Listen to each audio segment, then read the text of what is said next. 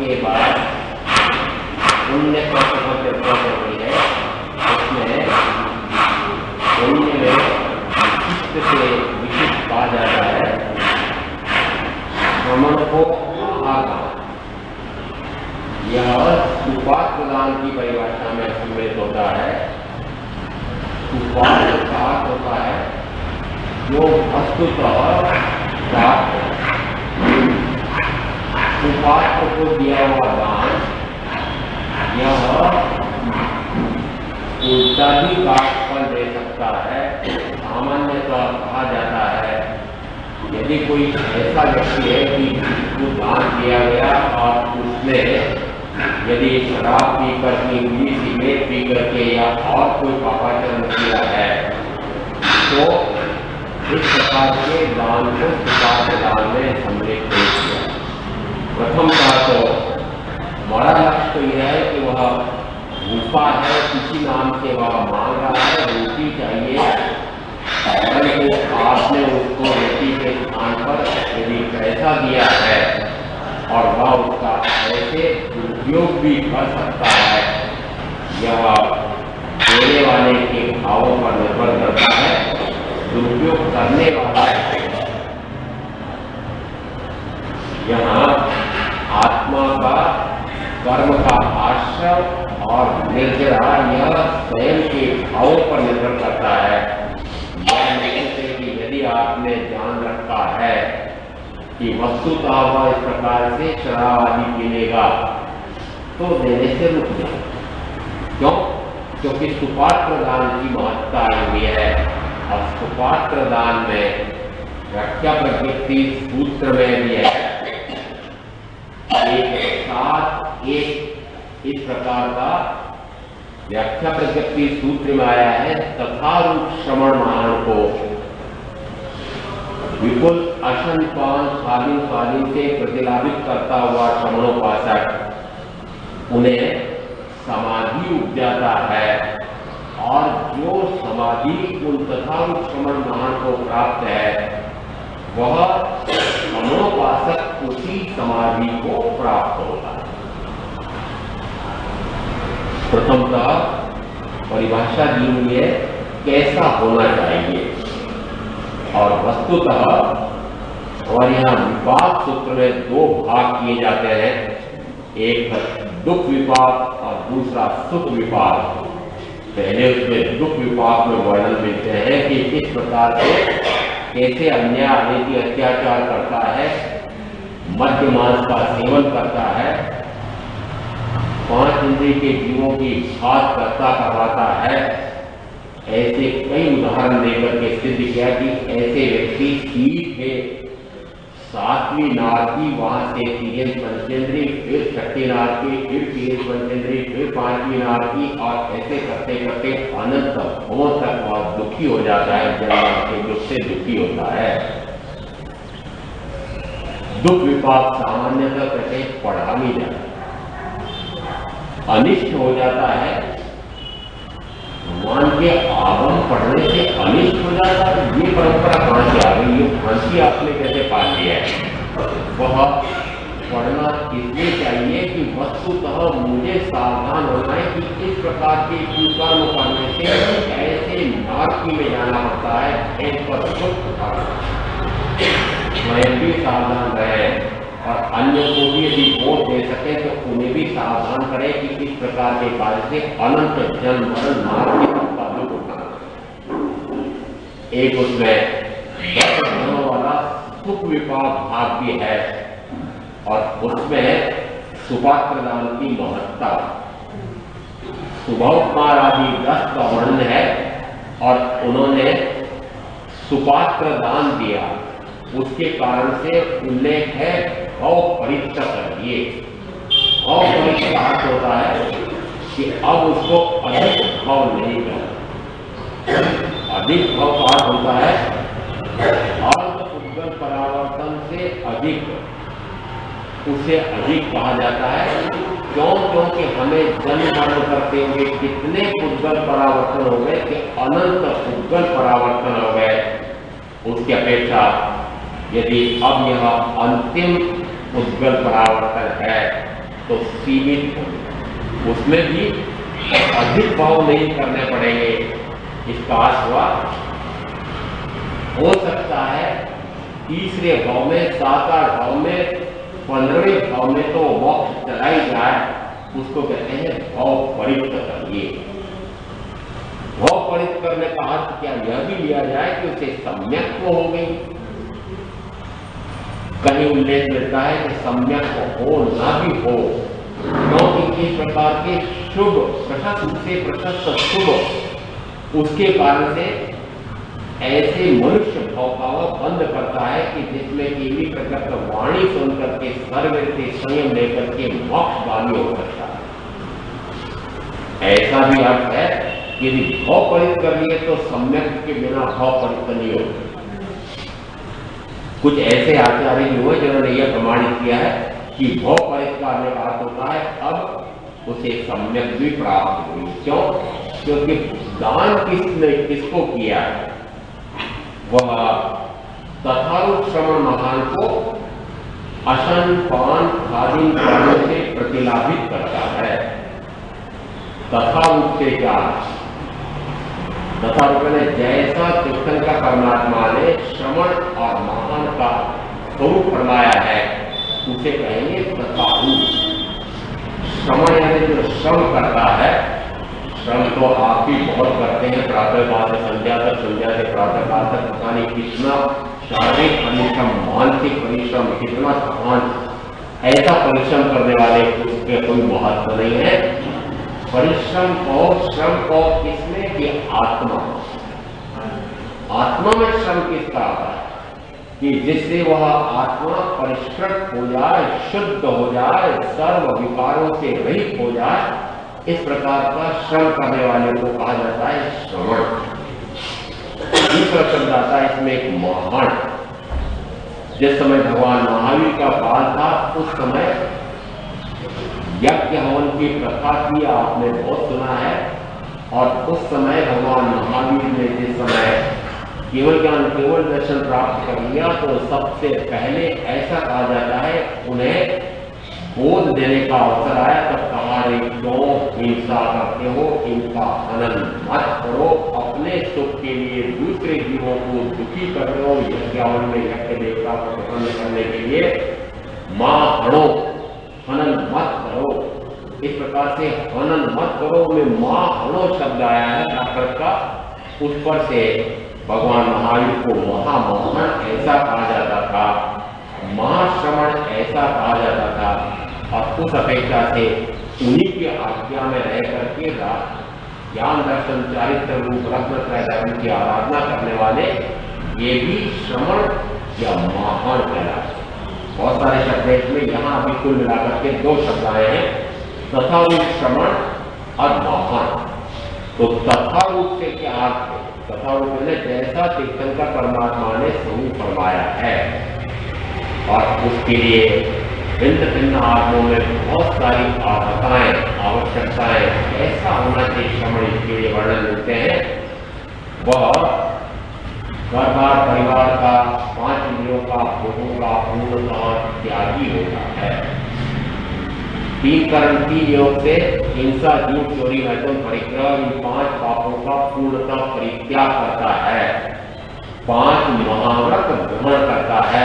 अब वह इस प्रकार के कोई भी हिंसा, झूठ, चोरी, मैथुन, परिग्रह एक मात्र भी नहीं करेगा, ऐसा संकल्प कर लेता है। उसी को कहा अहंकार, आधार रखा ही नहीं, 5 पापों को नहीं रखता।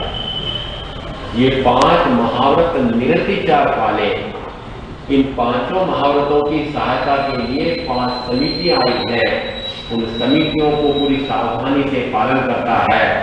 मन को, वचन को, काया को गुप्त करके निरंतर स्वाध्याय ध्यान में लीन रहने वाले राग विषादी वृत्तियों का छेदन करके अवशिष्ट जो संजलन नाम का भी राग है उसको भी नष्ट करने के लिए आत्म पुरुषार्थ करने वाले, उनको कहा जाएगा श्रवण। ऐसे श्रवण तो यहाँ सबसे पहले तो कैसा होना चाहिए, सुपात्र कैसा हो, तो कहा ऐसा होना चाहिए। तथारूप श्रवण महान को अशन पान खादिम स्वादे। अशन यानी यहाँ अन्न से संदर्भ है और अन्न में और जितनी बातें सम्मिलित की जा सकती हैं, भोजन संबंधी जितने भी पदार्थ वे अशन में सम्मिलित हैं। खादी यानी जिसमें कुछ ऐसा लगता है कि स्वाद अधिक आता हो, ऐसे स्वादिष्ट वस्तुएं हो सकता है उसमें मेवा आदि सम्मिलित हो। अशन, खादी और स्वादी, यहाँ खाने योग्य, स्वाद लेने योग्य भोजन के बाद कुछ स्वादिष्ट वस्तुएं ली जाती हैं, ये 3। और एक इसमें आता है पान। सामान्यतः पान का अर्थ यहाँ पेय पदार्थ किया जाता है, उसमें फलों का रस आदि पेय कितना ही गिनते हैं ऐसा नहीं। पान यानी पानी, पानी आहार में सम्मिलित होता है। और अंतर्दशान सूत्र में वर्णन मिलता है कि आहार और पानी, आप जिस समय पूछते भी हो तो आहार पानी हो गया है, आहार पानी में आहार तो हो गया है और पानी तो निरंतर दिन भर पीते रहते कहाँ हो गए। अर्जुन वाली अड़गार जिस समय आहार लेने जाते हैं तो साथ में पानी, क्या वर्णन मिलता है, आहार मिला तो पानी नहीं मिला और पानी मिला तो आहार नहीं मिला। इसका अर्थ हुआ आहार और पानी दोनों एक साथ लिए जाते हैं। आगम कहते हैं आहार और पानी एक साथ लिए जाते। उत्तराखंड सूत्र भी बोलता है, दशमकालिक सूत्र में आया एकम भक्ता, कि एक भक्त का अर्थ होता है एक बार। रात्रि भोजन का तो प्रथमतः जिस समय महाव्रत ग्रहण करता है, छठा एक व्रत होता है आजीवन रात्रि भोजन का त्याग। तो रात्रि भोजन का त्याग होने के बाद रात्रि में खाने का तो प्रश्न ही नहीं उठता है। अब दिन में कितनी बार खाना, मैं अपने स्वार्थ से सहनन का बहाना करके एक की जगह 2 देश विरति संयमी के लिए 2 भक्त, जिस समय आपके तपस्या बताई जाती है उस समय उपवास के लिए क्या बोला जाता है, 2 भक्त। केले के लिए 6 भक्त, केले के लिए 8 भक्त, यानी 8 भक्त का त्याग करता। 8 भक्त कैसे गिने जाएंगे? 3 दिन का केला है 8 भक्त, 3 दिन के 2 आहार मिलाओ 6, और केले करने के पहले एक दिन भर में कितना, 1 भक्त, और केला करके वापस चौथे दिन 1 भक्त, कितने हो गए 8। इसका अर्थ हुआ कि यहाँ पर वो जो दिन भर में 2 बार खाता था उसके जगह 1 ही बार लेता है, तब कहा जाएगा कि पहले दिन 1 भक्त उसका भी त्याग करता है, 3 दिन के लिए 6 भक्त का त्याग करता है, और चौथे दिन भी 1 ही भक्त लेता है, 1 का त्याग करता है। तब ये अष्ट भक्त त्याग केला कहलाता है। इसका अर्थ हुआ कि देश विरति के लिए भी भोजन कितनी बार आया है, 2 बार। जिस समय आप मुझे उलाहना देते हैं, क्या कर रखा है, 2 3 3 4 4 6 बार खाते हो, तो मैं पूछता हूं आप क्या कर रहे हो? आपने कितनी बार करी?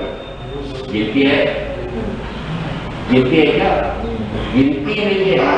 कितनी बार मुंह खुला है, चलते ही रहते हैं घोड़ जैसे। परंतु साधु साध्वी के संदर्भ में जब भी बात आती है, महाराज ये क्या कर रहा है, ये आप लोगों ने क्या किया? यद्यपि मैं आपका बहाना लेकर के ऐसा करूं यह भी उचित नहीं है।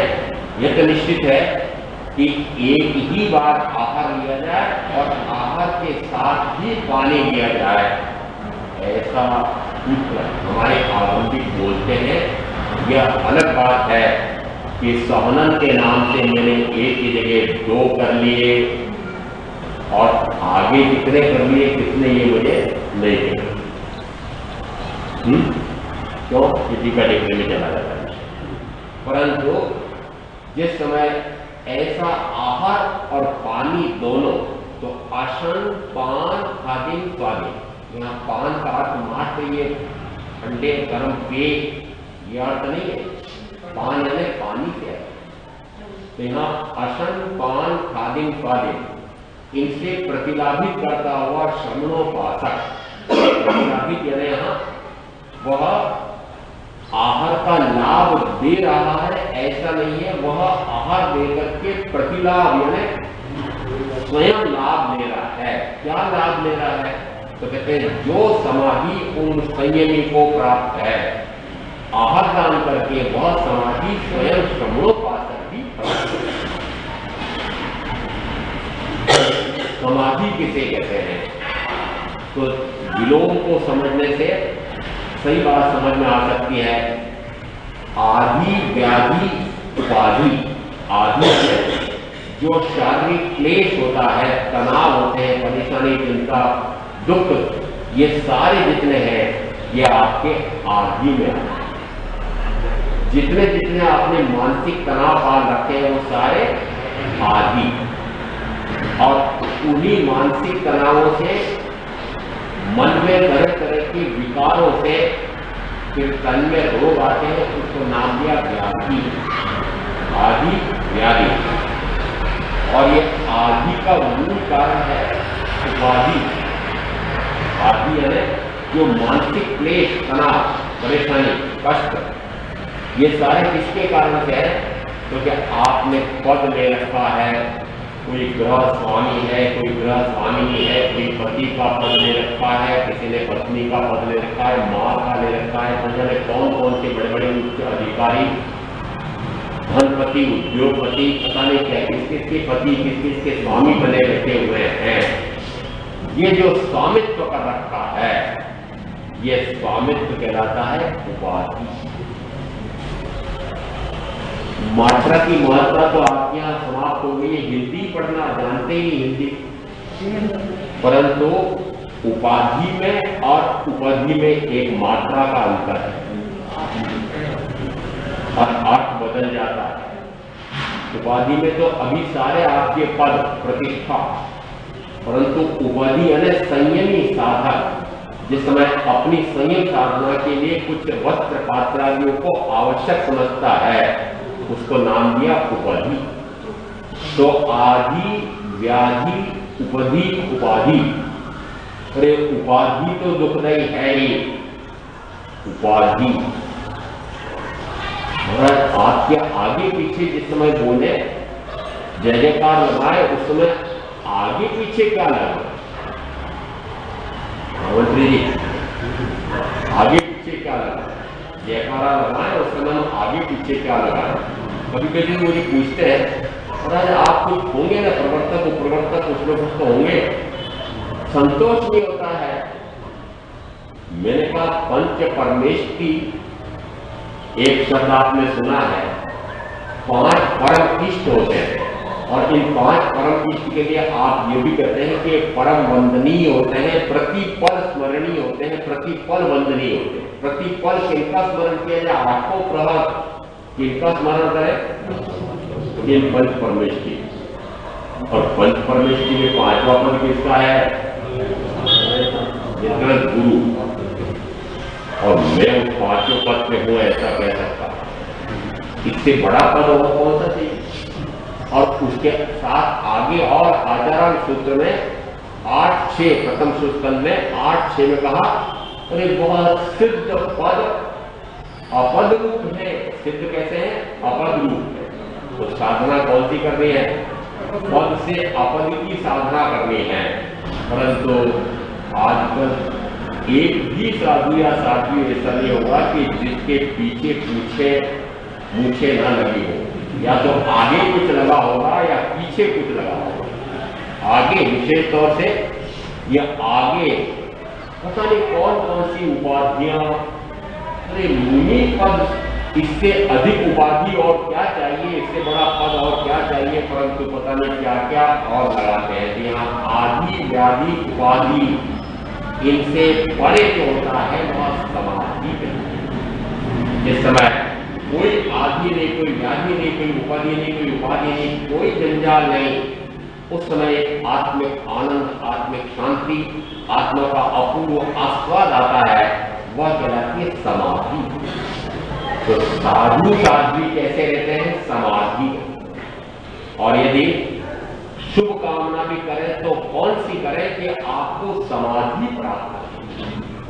समाधि और विशेष तौर से जो वयोवृद्ध अवस्था में संयम का अंतिम भाग ऐसा चल रहा हो, लगता हो उस समय यह निश्चित ध्यान में लाना चाहिए समाधि भंग ना हो।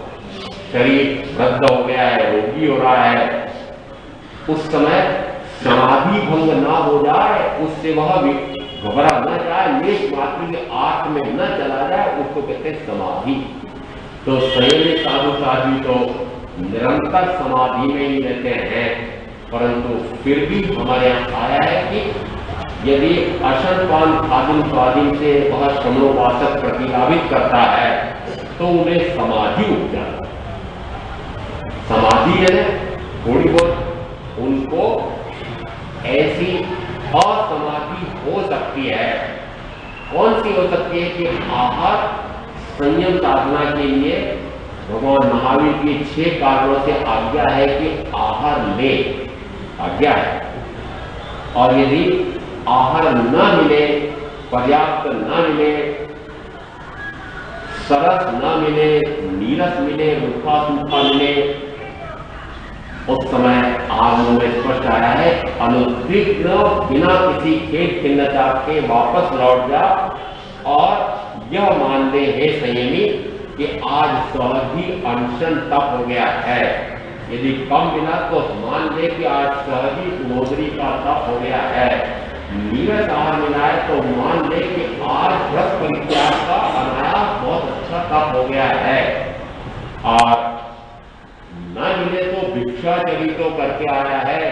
भिक्षाचर्य में जिस समय वह घर घर जाता है और जाते हुए भी आते हुए भी इस प्रकार से परिश्रम भी सहन करता है, और भिक्षा मिले न मिले उलाहना भी मिल सकता है। आजकल थोड़ा सा ऐसा नहीं रहा है, परंतु फिर भी पहले तो ऐसे भी हम देखे हैं कि श्रवण संस्कृति से परिचित नहीं रहते थे और ऐसे तीनों प्रकार की कुलों में गोचरी करने का विधान है। उस समय कोई समझे कोई ना समझे और इस प्रकार से फटकार भी हो सकती है। उस समय वह अनुद्विग्न वापस लौट आए, लेश मात्र भी उसको ऐसी ग्लानि नहीं होना चाहिए अरे कहाँ दीक्षा ले ली, भिक्षा मांगने उसका देना पड़ रहा है, ऐसा लेश मात्र भावना। संयमी को तो इस प्रकार का आध्यान आहार के न मिलने पर या न्यून मिलने पर या नीरस मिलने पर नहीं होता है। फिर भी क्योंकि उसके अभी संजलन नाम का राग है, इसलिए इतना सा आध्यान हो, वह आध्यान न हो और उनको समाधि बनी रहे। इसके लिए श्रमणोपासक क्या चाहता है कि श्रमणोपासक उनको अशनपान खादिन स्वादिन से प्रतिलाभित करे। साथ एक व्याख्या प्रकृति उसका लाभ देता है कि श्रमणोपासक को क्या लाभ होता है। तो कहते हैं तथारूढ़ श्रमण महान को अशनपान खादिन स्वादिन से प्रतिलाभित करता हुआ श्रमणोपासक जो समाधि उन तथारूढ़ श्रमण महान को प्राप्त है वही समाधि स्वयं भी प्राप्त है, वैसी समाधि उसे भी प्राप्त होती है। नए साल के भाव में कहा जाता है आहार दान करके भगवान महावीर के ज्ञात है जिस समय से सम्यक हो जाती है, भाव परित हो जाते हैं, उस समय से जो भाव गिने जाते हैं मुख्य वे 27 भाव, उसमें से पहला भाव नए साल का। उस समय उन्होंने जंगल में लकड़ियां काटने वाले लकड़हारे गिन लो और भावना खाते हैं। जंगल में कौन संयमी साधु साध्वी विचरण करता है, परंतु भावना भाते हैं कि कोई संयमी आ जाए तो मैं पहले उन्हें आहार दान करके फिर भोजन दो। आप भी ऐसी भावना करते होंगे, करते हैं क्या? जिस समय कहीं भोजन ले करके जाते भी हैं यात्रा करने के लिए, कोई भी यात्रा हो, और रास्ते में भी साधु साधु मिल जाए तो ऐसा भाव सहज में, मैं तो इस तरफ जा रहा हूँ, आप किस तरफ जा रहे हैं, ये आहार सहज ही उपलब्ध है, हम तो अपने लिए लेकर जा रहे हैं। और भोजन में बहुत विलंब हो गया, आपको विहार करते करते इतना समय हो गया है, थोड़ा सा लाभ लीजिए। मंदिरवासी जिस समय वंदना करते हैं, भोजन पानी का लाभ लीजिए। देना ऐसा पता नहीं क्या हो गया इस प्रकार का, भक्त पानी का लाभ दीजिए का प्रभाव करते हैं, भाव करते हैं, भक्त पानी का लाभ देना जी। यहाँ जिस समय इस प्रकार से वे चाहते हैं कि हाँ हम ले सकते हैं, प्रास्तुत और केशनी है। प्रास्तुत केशनी इसलिए है, यदि वह सचित पानी साथ में है, भोजन आपने अपने लिए बनाया हुआ है, सहज है, तो वह प्रास्तुत और केशनी। प्रास्तुत कहने निर्दोष कैसे? यदि आहार संयमी साधु साध्वी के लिए बनाया गया है तो दोषपूर्ण है। आचरण सूत्र में प्रथम सूत्र में वर्णन मिलता है कि गृहस्थ का तो बड़ा परिवार होता है, कई नौकर चाकर होते हैं, कई उसके पशु पालन करने के लिए पशु पालन करता है, तो ऐसे भी होते हैं, और उनके लिए वह विपुल अशन पान आदि बनाता है, और उस समय वह संयमी वहां जाए और वह उसे कहे कि आपने अपने परिवार के लिए जो भोजन बनाया है उसमें थोड़ा सा मुझे संयम साधना के लिए दे सकते हैं क्या? आपने कभी ऐसा सुना कि आप दे सकते हैं क्या? अरे चाहे मुंह से नहीं बोला है, परंतु आप यहाँ पर झूली लेकर के आए हैं और पात्रे को यूं रखा है, मेरा हाथ नीचे रखा ऊपर, भिक्षा है कि नहीं? अरे मांगना है कि नहीं? याचना है कि नहीं? याचना भी है। भिक्षु शब्द आया है तो यहाँ बहुत भिक्षा की याचना करता है, चित्र है, याचना भी करता है, और साथ में दीनता भी नहीं दिखा। याचना और दीनता दोनों, याचना भी करे और दीनता नहीं दिखा, वो कठिन कार्य है। दीनता भी नहीं दिखाया और अहंकार भी नहीं दिखाया, मध्यस्थ में चला जाए। दीनता यह भी कषाय है, दीनहीन बता करके भिखारी मांगता है, अहंकार बता करके तो उसमें कषाय का पोषण होता है। मैं संयमी हूँ, पूर्व में ऐसा रिद्धि संपन्न था, चक्रवर्ती था, और अब मैं ऐसी भगवान महावीर की आज्ञा के अनुसार साधना कर रहा हूँ, मुझे भिक्षा दो। अधिकार भी नहीं, दीनता भी नहीं, ऐसा नाम है भिक्षु।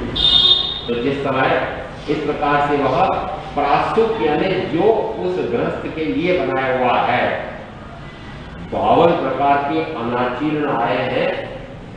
कहा जाता है कि जिस समय 21,000 वर्ष पूरे होते होते 5वें आने में ये 10वें कालिक सूत्र के 4 अध्ययन कायम रहेंगे, और 4 अध्ययनों में से भी उन्हीं का यदि कोई पारायण कर ले तो एक भाव करके मोक्ष चला जाए, ऐसे 4 अध्ययनों की महत्ता प्रतिपादित की है। 21,000 वर्ष तो बहुत बाद की बात है, मैंने तो ये 3 अध्ययन पहले ही ताप कर रखी है। कौन से 3 अध्ययन? पहले 3 अध्ययन किसके हैं? प्रमोद जी, अरे गोचरी पानी के लिए है। और यदि वे तीनों अध्ययनों के माध्यम से जो उसमें विधान किए हुए हैं, उन सारे विधानों का पालन करके और फिर मैं गोचरी लाऊं, तो हो सकता है कि मुझे सीधा संसारा भटकना हो।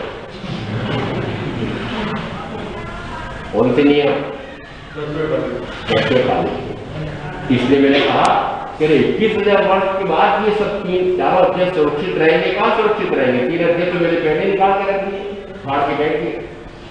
वस्तुस्थिति में भगवान महावीर के बाद आचार्यों ने आचार मर्यादाएं इतने कड़ी इसलिए रखी हैं कि साधु को भी दोष नहीं लगे और ग्रस्त को भार न पड़े। 2 बातें एक साथ, ग्रस्त को भार न पड़े, यही उसने सबसे पहले। जिस समय वह फूल को भौरा जिस समय उस पर बैठता है, उसे अपना उधर पूर्ति भी का कार्य भी करना है और फूल को भी मुरझा न जाए ऐसा भी कार्य करना है, तो वह थोड़ा सब जगह से उगाए।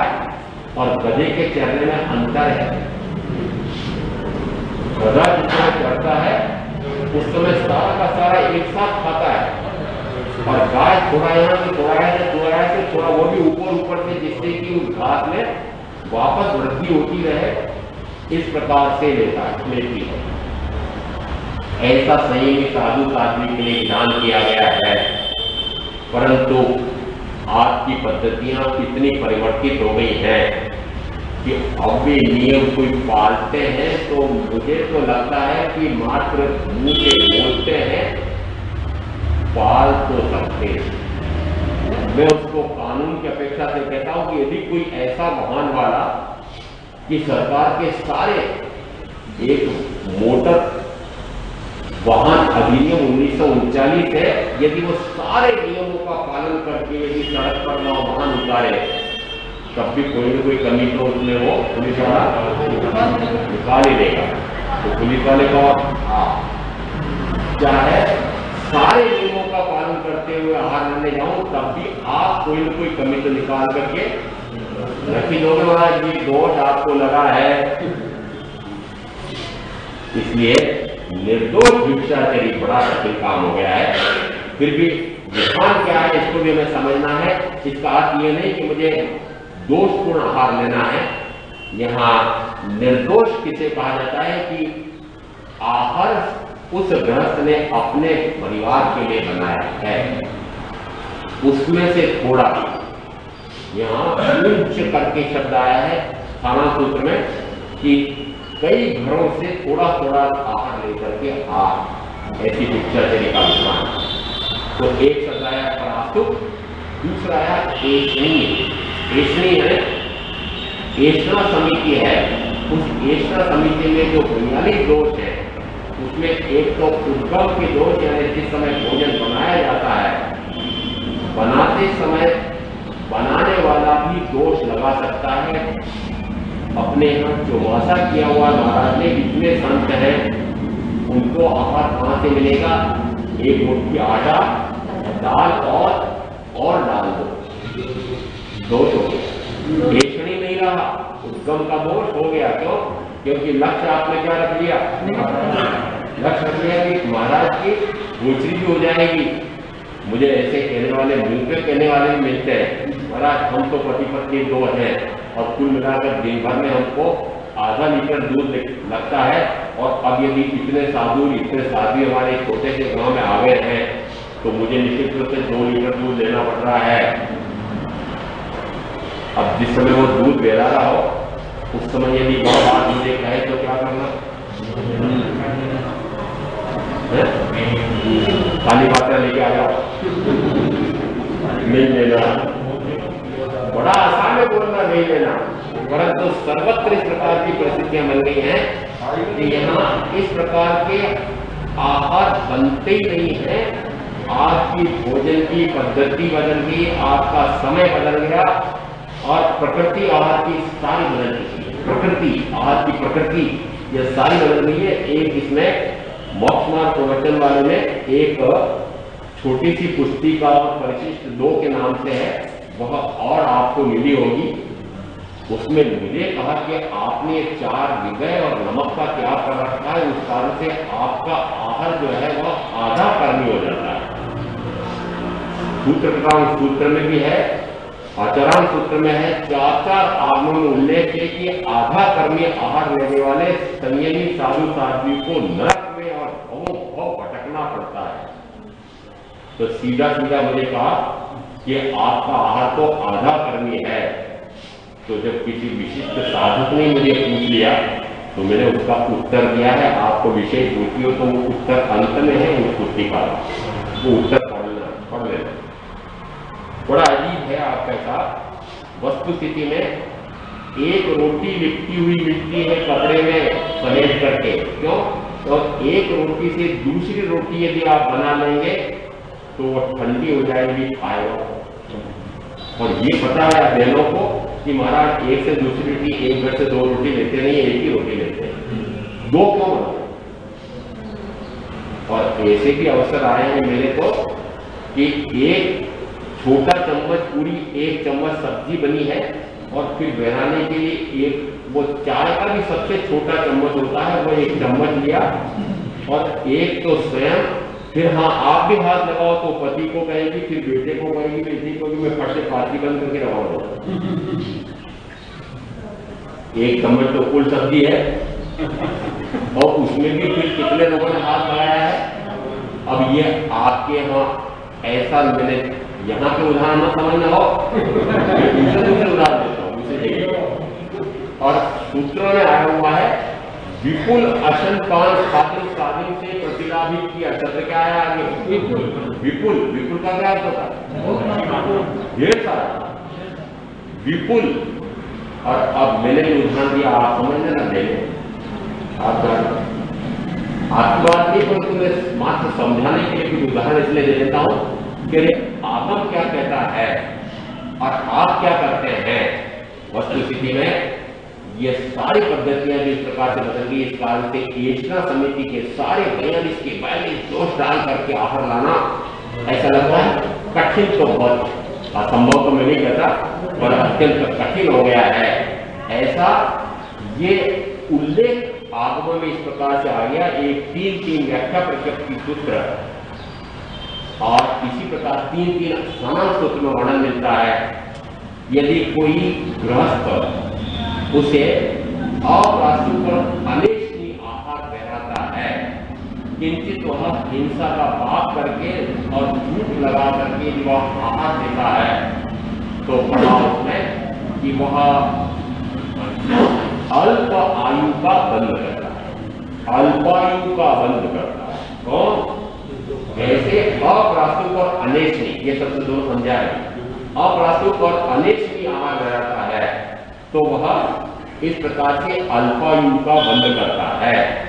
सद्धर्म मंडलम करके एक पूरा ग्रंथ है, आचार्य जवाहर ने किसी विशिष्ट आमनाय में कई प्रकार की भ्रांतियां आ गई थी, इस कारण से उन्होंने उसका खंडन करते हुए कई बातें लिखी। उसमें से एक ये भी लिखी कि यदि श्वेतांबर में से एक आमना इस प्रकार से मानने लग गई है कि अल्पायु का अर्थ वह निगोद की आयु का बंद करेगा, ऐसा अर्थ नहीं है।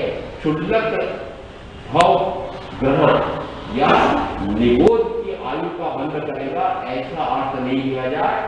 दीर्घ आयु की अपेक्षा से अल्पायु का बंद मात्र इतना सा है।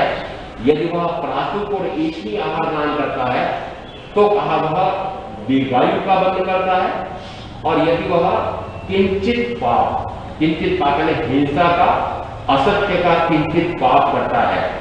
और इसी संदर्भ में फिर 8-6 व्याख्या व्यक्ति उसमें उल्लेख आता है कि यदि वह प्रासुक एवं ऐष्णीय आहार या अप्रासुक और अनेष्णीय आहार बनाता है तो पहले तो 2 भाग कर ले। प्रासुक और ऐष्णीय आहार लेने वाला समोपाचक एकांत निर्जरा, एकांत ने प्रासुक और ऐष्णीय आहार देने वाला दीर्घायु का बंद करने आ गया। और उसके बाद 8 व्याख्या प्रकृति में आया कि वह इस प्रकार से एकांत निर्जरा करता है। और दूसरा दिया यदि वह किंचित हिंसा का पाप करके थोड़ा सा दोष असत्य का लगा करके आहार बहराता है, कितने शब्द आ गया, अप्रासुक और अनेष्णीय आहार ग्रहण करता है, तो वह अधिकांश में निर्जरा करता है। और निर्जरा की अपेक्षा में किंचित मात्र पाप, किंचित पाप कि आपका लक्ष्य क्या है आहार देते समय? आपका लक्ष्य है इन तथारूप श्रवण महान को समाधि उपजे। समाधि उपजे यह लक्ष्य है। लक्ष्य भाव कैसा हुआ, लक्ष्य कैसा हुआ कि इनको समाधि उपजे, और उसमें हो सकता है कोई रोग है और कोई बाधा उन संयमी को है, और उनको इस प्रकार से हो सकता है उन्हीं के निमित्त से आहार बनाना पड़ गया हो, और उन्होंने कभी पूछ लिया और आपने कहा कि इस प्रकार का आहार नहीं, मेरे तो घर में अमुक के इस प्रकार से गुर्दे में कुछ गड़बड़ हो गई है, इस कारण से नमक नहीं लेते, वो बच्चा नमक मिर्ची लेता ही नहीं है, इस कारण से उसके लिए मैंने एक प्रकार का बिना नमक का बिना मिर्ची का इस प्रकार का भोजन बनाया है। यहाँ प्रथम तो मैं तो पूछता ही नहीं, मुझे पता है कि किसके लिए बनाया है, इसलिए मैं झूठ बुलवाता नहीं। परंतु यदि इस प्रकार से कभी बनाया पूछ ले तो क्या उत्तर देते हैं कि इस कारण से बनाया है। इसको कहते हैं किंचित असत्य का दोष लग रहा है, और क्योंकि निमित्त उसमें उनका थोड़ा सा है, इसलिए कहा वह अधिकांश में निर्जरा करता है और किंचित पाप करता है। इसका अर्थ हुआ यहाँ पर एकदम से जो हम इस प्रकार से कभी कभी टूट पड़ते हैं संयमी साधु साथियों पर, यहाँ अधिकांश में निर्जरा करता है। अधिकांश में लक्ष्य क्या है?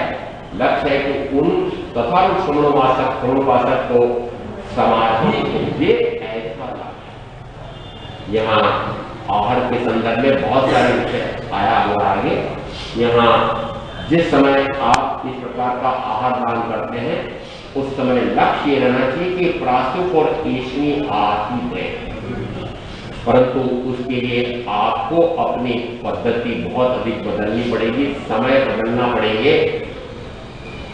विकारग्रस्त भोजन स्वयं आप लोग लेते हैं और आप ये चाहते हैं कि जैसा हमारे यहाँ बना हुआ है वैसा लें, तो मैं तो कह सकता हूं कि आप तो भोगी व्यक्ति हैं और जो चाहे वे खा सकते हैं, स्वाद लोलुप है। पता नहीं आधी वस्तुएं तो आपके भोजनालय में बेकरी की होती, सड़ा हुआ मैदा और फिर उसमें फफूंद उठा करके न जाने किस किस प्रकार की वस्तुएं बनाई जाती हैं, न जाने कब का वो बना हुआ है, न जाने कब का वो सड़ा हुआ रखा हुआ फ्रीज में रखा स्टार्ट है कि वो शुद्ध है, ऐसा मत मान लेना, वो तो बिगड़ता ही है, विरस्त तो होता ही चला जाता है बनाने के बाद।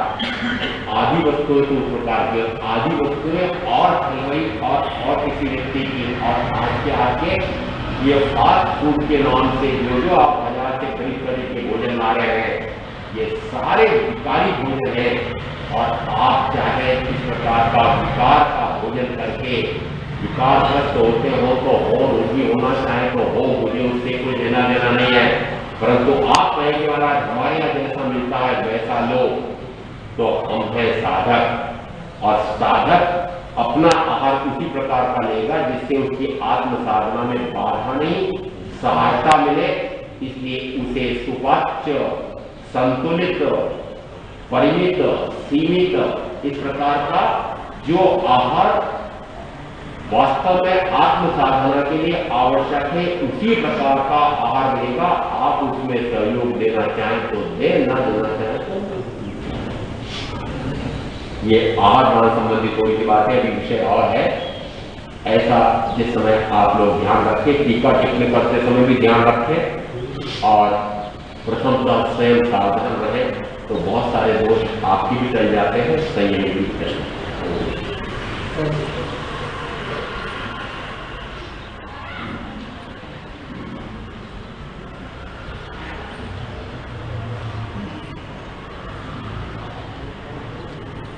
श्रवण भगवान महावीर स्वामी के चरणों में